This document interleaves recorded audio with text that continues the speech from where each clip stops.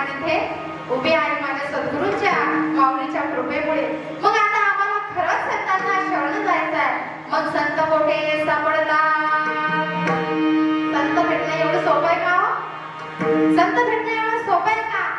संत काय बाजाराचा भाजीपाला आहे महाराज? की बाजारामध्ये गेल्यावर शोधलं की मिळून जाईल? काय डोंगर दऱ्यांमध्ये गेल्यावर मिळून जाईल? अजिबात नाही. संत मिलना हमारे बस की बात नहीं, संत होना भी हमारे बस की बात नहीं.